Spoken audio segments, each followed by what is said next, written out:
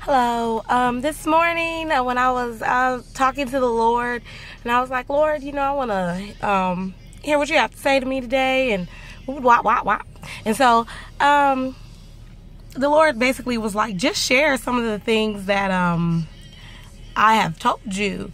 And one of the things I shared with my local church body, with the leadership, was that one day I was asleep, I was dreaming, and I was worshiping in my sleep, and it was like a corporate worship, and we kept saying, turn away. I can't think of the melody. Oh, it was beautiful. It was wonderful. And we kept saying, turn away, turn away, turn away, turn away. So when I woke up, I kept hearing, turn away, turn away, turn away, turn away, turn away.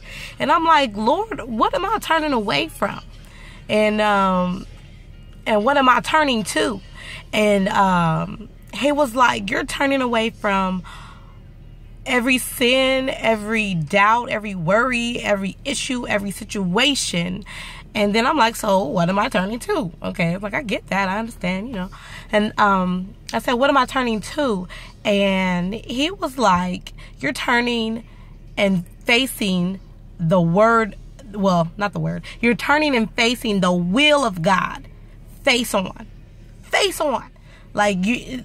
You're finally leaving all that stuff behind you, and you're just going to turn and face what is your reality, your destiny, the will of God for your life. And I was like, oh, Jesus. I said, well, I guess I do have to lay aside every weight and that so easily besets me. That's the King James Version. But I'm going to read the New King James Version, and it is Hebrews 12:1 and 2. And it says, therefore, we also, since we are surrounded by so great a cloud of witnesses, let us lay aside every weight and the sin which so easily ensnares us, and let us run with endurance the race that is set before us, looking unto Jesus, the author and finisher of our faith, who for the joy that was set before him endured the cross, despising the shame, and has sat down at the right hand of the throne of God. And the fact that, we can look to God, turn away from that other stuff and look to God, because that is the will of God. We're to look to Jesus. He's the author and finisher of our faith, of our faith. It starts with him. It ends with him. And we need to look to him, for guidance and direction. And, my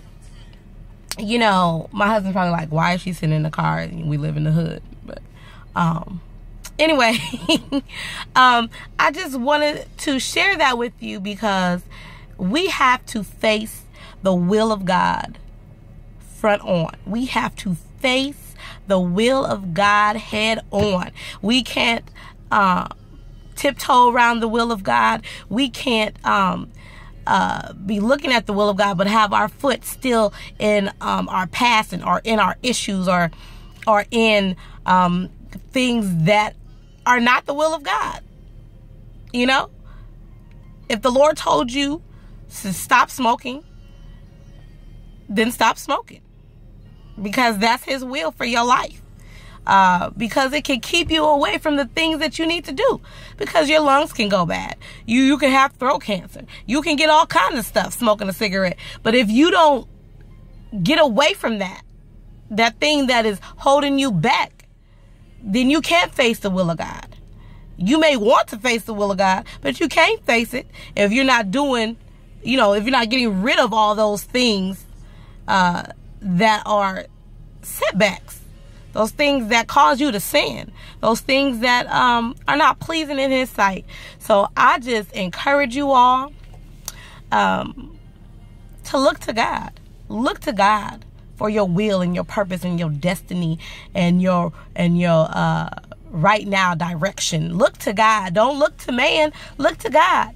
I mean, he may use man at times, but look to God, because he will, even if he uses a man or a woman, even if he uses a person, God confirms his word. God gives you confirmation.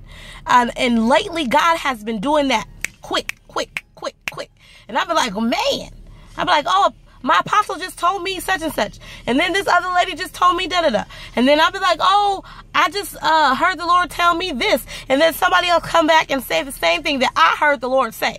And they don't know my situation. They don't know how I communicate with God. They don't know. And so if you look to God, he will tell you once and he will tell you twice. He will confirm his word over your life, and he will do it over and over. And it's not just the general confirmation. I won't say that God just works in the general. I believe he works specifically for each person, for each of our purposes, and he will talk to you the way that you understand and in your language. You know what I mean? God will come to you, come at you the way you need to be handled. You know, if he needs to come at you stern, he will come at you stern. If he comes at you laid back and like, hey, look at this, you know, check this out, then he'll come at you that way. But you know, God has to come at me kind of in the middle, like, hey, little girl, you need to get this together. But he's still calm with me, and I hear him, and Lord knows I'm trying to do everything in the will of God, and we all struggle. So turn away from those things that are unpleasing to God, and those things that set you back, and those things that cause you to sin and keep you from turning and facing the will of God head on. God bless you. Love you.